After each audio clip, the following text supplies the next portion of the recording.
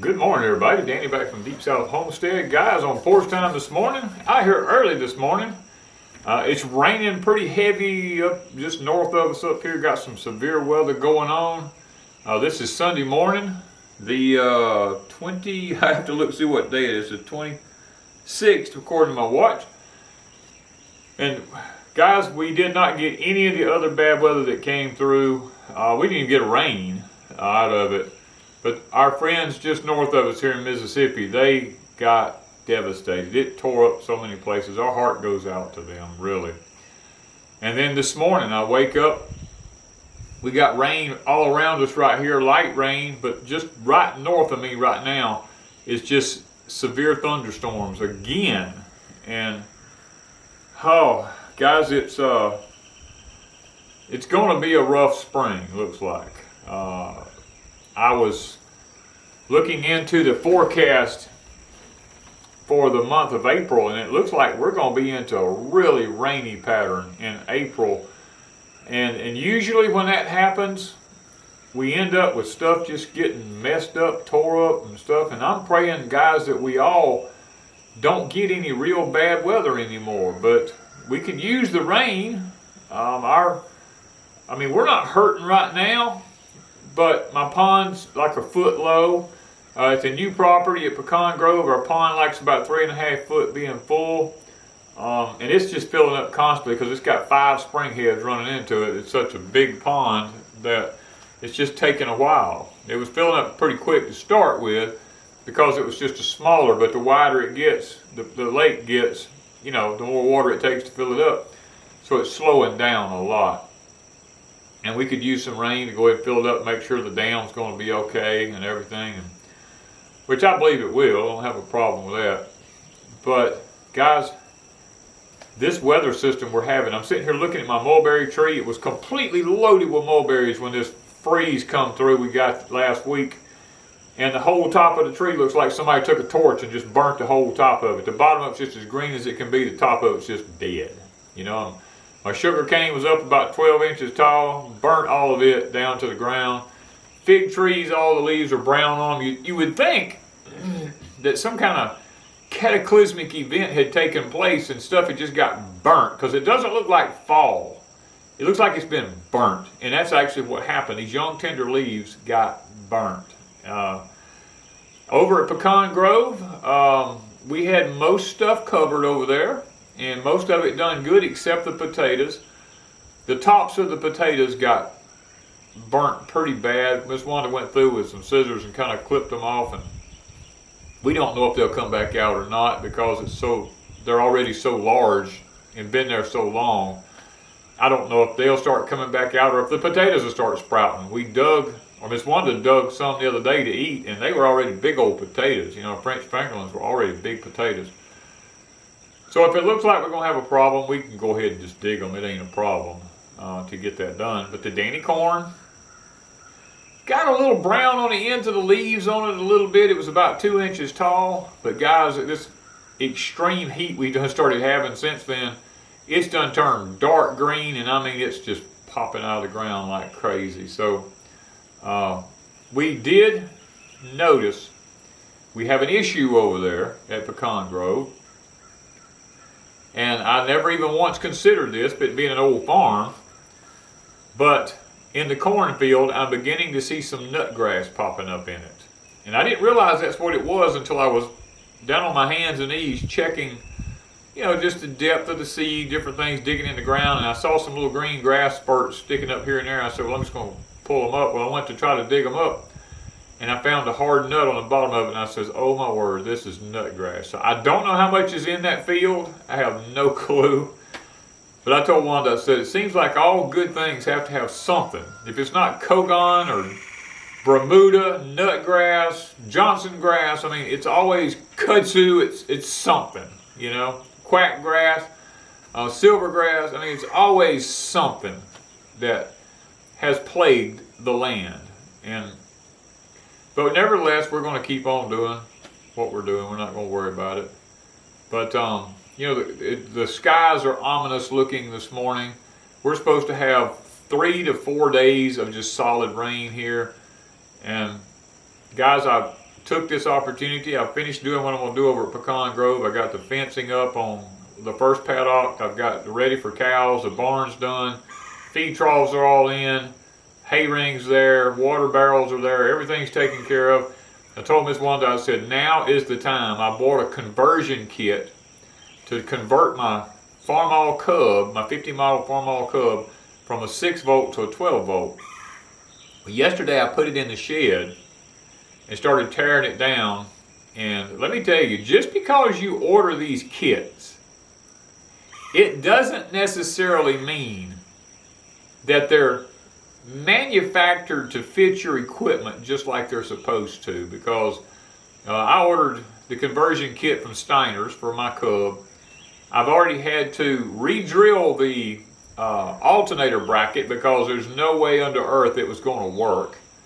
The little slot they had cut in it was only like 1.5 inches long, and mine was 1.5 inches from that slot, and because it said it fits original equipment, and mine had the original belts because I ordered the original belts on the generator that was on there and all this kind of stuff, and the generator fit perfect, all that stuff fit perfect, but the alternator bracket was like way long, and I had to re-drill it. I had to re-bend it because it wasn't bent to fit the Cub like it's supposed to. Left the alternator in a bind.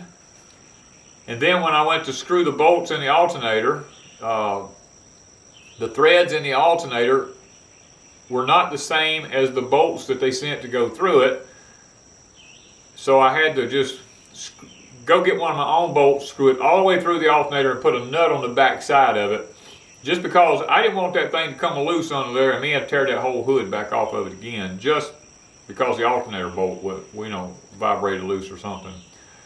So, just little things like that. When you go to do these conversions, that you're not, the diagrams came with no information about hooking up the 12 volt coil, whether the negative goes to the distributor. Now, I went to college to be a mechanic, so it wasn't really that big of a deal for me, but they sent the instructions to hook this alternator up to an amp meter gauge. Well, I didn't want an amp meter gauge, actually. I wanted a voltmeter gauge. They sent no information about where does the alternator wire go and all this kind of stuff. So this is some stuff I'm going to try to cover in this video because there's hardly no videos out there that even talks about this kind of stuff. I found one on Just Tinkering that actually described detailed how to do things. And most of it just talks about a wiring harness. You just hook this wire here, that wire there, and they don't tell you what the wire does, where it goes, anything. They just say this one's labeled to go here, this one's labeled to go there. Someone who's just randomly wiring a Farmall doesn't know what each individual wire is used for. So that's my job on that video. I'm trying to work this video out. It's taking a lot longer than I anticipated, but nevertheless, we're going to get there. And when you guys, if you watch that video, if you see somewhere I made a mistake, please tell me. Because when I went to college to be a mechanic, guys, we're talking about, oh my word, we're talking about way back in the 70s. So it's possible I've forgotten some things on this old stuff. But nevertheless, I'm trying to get it done because the corn, we want to have it ready for the corn over at Pecan Grove. When it gets to be about 8 inches tall, I need to be able to side dress it. And I told Wanda, I said, this is the perfect time for me to, during all this rain, break this thing down, put this thing back together, make this happen, and get it going. I was a little saddened by the price of a battery for that thing to fit my battery box on that Cub, but nevertheless, it had to be done, and we've done it. And see, I'm leading up to the video today. I had a title on the video for today, for Porch Time, and I just wasn't 100% sure about it. When I got up this morning, Joey of JT West, y'all go check his YouTube channel. He had all Farmall stuff and God and all this kind of stuff. I love his channel. I got up this morning and bam, there it was. First thing on, I was the second person to comment. I could have been the first person if I'd have commented before I watched the video, but I watched the video first and then commented, somebody else had commented. And in the video, right at the end of it, Joey made a comment which was exactly what I was thinking about for Porch Time today, and I took it as a confirmation, you know. So I'm going to go with it, and it's literally trying things you've never tried before. Now, that can be taken in a positive way, and it can be taken in a negative way. And I'm trusting that we take it in a positive way. Joey used the example of Peter walking on the water. He was trying something that he'd never tried before, which was walking on water, and he was successful at it. Even though, like Joey said, he did begin to sink, at least he tried, okay? He tried. And this is what I've been trying to lead up to for a long, long time here on Porch Time. When I talk about building our faith, because there's things coming in this country that literally is going to cause Christian people to question their faith. And I alluded to this on the live stream the other night, right at the end of the live stream. I really didn't throw out what you call a tip. More or less, it was something that was burdening my heart. I wanted to mention there's laws in the making right now that are Christian laws that are going to destroy Christianity. 7 of those laws in particular, they're called Noah. A lot of people use different words, Noahide laws, Noahic laws, different things like that, having to do with the Sabbath and different things like that. Guys, it's a plot meant to destroy Christianity, because whether you know it or not, 2 of the rabbis in Israel, they started this back in the early 2000s, trying to get this passed. And they've not been successful, but they almost succeeded this time. If it hadn't been for Bibi, or I call him Bibi, Netanyahu, over in Israel, they would have been successful. Even though Netanyahu himself believes these laws, he stepped in and stopped them for this period of time. Now, and when I say this, guys, they're trying to ban the worship of Jesus Christ. And Israel almost done it this time. They almost pulled it off. If Bibi hadn't stepped in right at the last moment, it would have happened. And then if you'd have went to Israel and you'd have proclaimed the name of Christ, you would have been put in prison. They make it a prison sentence for speaking about Jesus Christ as being the Son of God. Now, they believe he's a prophet. There's not a problem with that. They do believe he's a prophet. But it's just, the United States, let me say this, the United States has the exact same laws they're working on right now. These are called Sabbath laws or sabbatical laws that they're working on right now about getting passed. And guys, if they pass them, for me to sit here and talk to you about that will be illegal. I could be put in prison for doing that. And there'll be no more talking about Christ in church. There'll be no more going to church talking about Jesus Christ, the Savior of the world, this type of stuff. He will allegedly be just a prophet, And we can't speak about him as the Son of God. This is what's going on. Now, so today, as believers, we have to do things we've never done before. We have to try things we've never tried before. One, I listened to Wanda found an individual. The name. Ben DeNoon.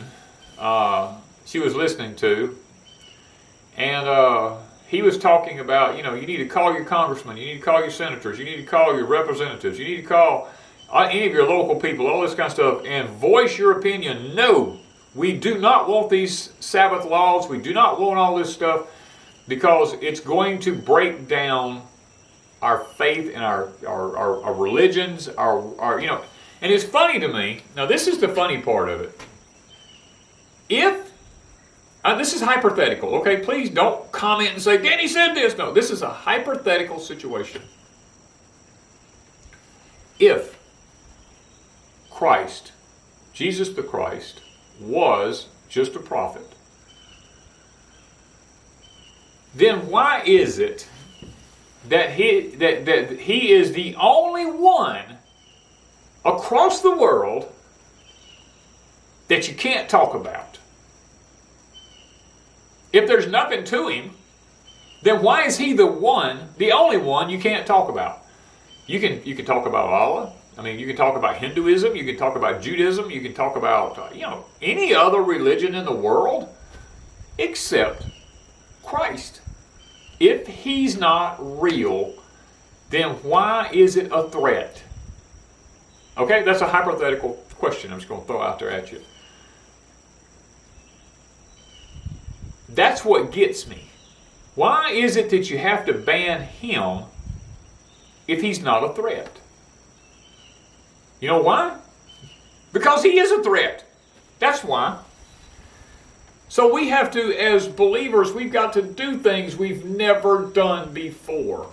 And this it bothers me. I'm not going to lie to you. This one is really bothering me. That Christians, because they fell for the you-know-what so easily, that they're going to fall for this real easy. They're going to just jump out there, and when they start seeing these, Sabbath laws, and then they just like, yes, let's go for this, worshiping only on Saturdays and all this kind of stuff, and not reading the fine print that goes along with it. Because when you start looking at only Sabbath worship based on the Noahic laws, or whatever, however you want to say it, there are specific rules that goes with those laws. They can only be directed directly to God. There can be no Jesus Christ in it or anything like this, because if you do, you have broke the law and you will be punished. And there's 6 other ones. I'm not going into that. You can do your own research on that. That's not what this is about today. This is about trying things we've never done before. Just like Peter, like Joey said, when Peter asked Christ, can I come to you out on the water? And he said, come on. Yes. And he jumped out the boat and he took off. And he just, can you imagine? I mean, I'm going to sit here. Can you imagine the faith it took in the wind and having just seen the winds just laid down, being able to step out of a boat onto an unstable surface and believe that you can walk out there and not just believe you're having some sort of a out-of-body experience, seeing, I was looking at a ghost or whatever out there on the water, but actually having the faith to do it. You don't know what the truth of the matter is? If you have faith, you can do it. If you have faith, you can do anything. The only thing that prevents us from doing supernatural things in this physical body is our mental limitations. We have the capacity to do anything in this physical body just simply because God designed us to be able to do whatever we need to do. I'll give you, for instance, if you believe you're sick, you're going to be sick. Do you know that? You know that there's branches of the military that I'm familiar with that teaches you to ignore pain, to be able to literally block it out of your mind. There is a process that you can go through to block it out of your mind and be able to carry on. I have seen instances where I saw a man one time on one of my jobs. He cut his kneecap all the way to the bone. And he was still going, and he stopped and he said, I said, man, look, let me look at that. I said, you cut pretty bad.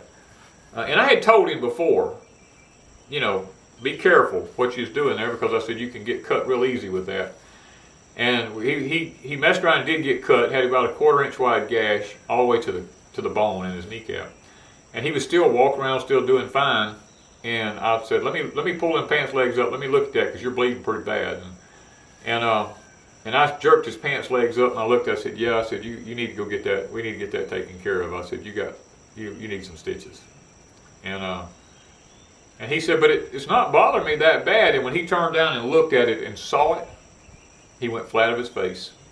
Lost consciousness, went flat of his face. We had to pick him up, put him in a truck, take him somewhere, get him fixed. But until he physically and mentally saw what was going on, he was perfectly fine, you know? So our minds prevent us many times from being able to achieve the things that we really need to achieve or want to achieve. And that's why I'm telling you guys, there are some things that's going to be coming. You're going to see some things, okay? There's going to be, oh no, I'm pushing my limits. Creatures. You're going to see some creatures, okay? Probably in the future. In the near future, probably. That will make you question everything you've ever believed. You know? Where are they coming from? How did they get here? Have they always been here? What are they? Are they harmful? You know, there's so many things that we have not been told that literally is going to make us all question our faith in the future. We look at our solar system out here and we think that we've been taught all through school that it's this away. But then all of a sudden something happens and it becomes something totally different. And we're shook to the core, you know? So just be aware of those things. And be willing to try things, guys. Be willing to try different things for the Lord. And build your faith. Step out and do things on faith that you would not normally do. You know what I mean? Wanda and I prayed and prayed and looked and looked and prayed and looked for several years for a second piece of property. I mean, we even had very dear friends of ours, Kevin and Sarah up in Missouri, look at some properties for us up there from Living Traditions, and check their channel out. Like, Kevin and Sarah are great people. They're legitimate. They're real, you know. Guys, we thought maybe Missouri was where we needed to be. I mean, we've looked in Tennessee, Arkansas, North Mississippi, you know, and then the information started rolling in to me, you know, about the 33rd parallel, the problems we're going to have on the 33rd parallel, and the areas above it, below it. And I told Wanda, I said, I don't know if God wants us to just go into a place that's going to be experiencing all these issues. And I said, but then again, we live right here on the Gulf Coast, and we got hurricane season, and the hurricanes are going to be ramping up because of what's changing. The temperatures of the ocean are changing because of underwater volcanic activity that we're not being told about. That's heating the oceans up. And I'm like, we just be leaving one situation to go into another situation. And I'm like, Lord, what do you want us to do? And I was talking about, we struggled for several years. I mean, we looked at some properties that were just out of this world, beautiful, had everything we were looking for. And God would just keep closing doors, keep closing doors, keep closing doors. And we were like, and then we finally come to the point, we just like, you know what? Maybe God just doesn't want us to go anywhere, okay? Maybe he just doesn't want us to go anywhere. And then for probably 6 months, we just quit looking. We just didn't do anything. I mean, you know, we just sit back and said, you know, just be still and know that I am God, is what Scripture said. And then out of the blue, I ran into two people that I haven't seen in over 25 years, which led us to find the property that we've been looking for all along. And God laid it right in our laps. When we left it in his hands. We tried something ourselves to no avail, but we tried. And see, you don't ever know what God's will is unless you try. Now, don't make God's will happen. You can't make His will happen. Now, yes, I could have stepped out. One of the pieces of property that that someone looked at for us, I could have jumped out and said, "Oh, I'm just going to do it," even though circumstances arose that really wasn't conducive to what we were looking for. I could have said, "You know what? I'm just going to do it anyway because it's an impulse thing. If I don't buy it, we're going to lose this opportunity and all this kind of stuff." And no, the will of God is always easy. And we were blessed to get the property we got. No realtors involved, nothing like this. I mean, it worked out fantastic. I mean, we had to use realtors because it's the law, but it didn't have to go through a real estate company. And guys, that's what I'm talking about. Step out on faith. Do what you need to do for your family, because times are fixing to get really, really bad. And if you're deep in debt, I don't know how you're going to make it. I sit back and I look at people and I'm just wondering, Lord, how are they going to make it? I mean, a friend of mine, Tag from Life Done Free, done a video. It's been a while back. Tag and B are very dear friends of ours. And he was talking about when the gas prices went sky high and everything was going up, the food was going up and all this. He was talking about, because they're out of debt. He's talking about when you're out of debt, you have the ability to absorb these increases a whole lot better than someone who's just living hand to mouth, paycheck to paycheck. And I thought about that when Tag made that statement. I said, there's a lot of truth to that. The system wants us to be so deep in debt that whenever we have these huge increases like gases and insurances and food, shelter and all these kinds of stuff, when the increases just keep doubling and tripling in prices and all, then it leaves us vulnerable to the system, and then they can step in and say, well, if you don't do this, then you can't do this, and that's kind of what happened with the situation here in 2020 and 2021, where they said if you don't do this, you're gonna lose your job, or you're gonna lose your insurance, or you're gonna lose this, or you're gonna lose that, and people ran out and felt like they didn't have a choice when they did have a choice. I don't know if y'all heard that gunshot. Somebody just shot a turkey back in here. You do have choices. It's just what you do with them. And that's where they have us over a barrel, is if we don't get ourselves out of debt, then we fall prey to the system. So when I say try things you've never tried before, try to get out of debt. If you've never tried it before, try to get out of debt. Do your best. Forget about all the luxuries in the world. Take all the money from the luxuries and put it on the necessities, and pay yourself out of debt as fast as you can. Because I'm telling you, people think they have time. The honest to goodness, I'm just being honest with you, you don't have time. Okay? Time is not on your side. AI is already running everything. Literally, when I say everything, it's running everything. There's nothing that's not run by AI. And the currency change is not far away, and it probably will happen within a 12 to 24-hour period when it does happen. And you will have no say. It will be forced. It will be a forced issue. Nobody will have any say.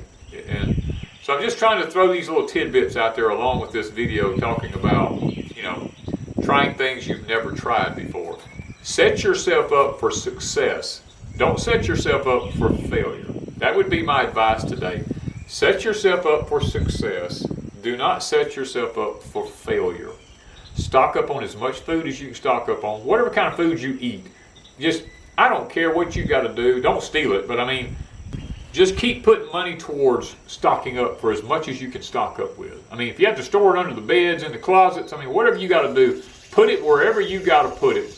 And don't go around telling everybody, okay?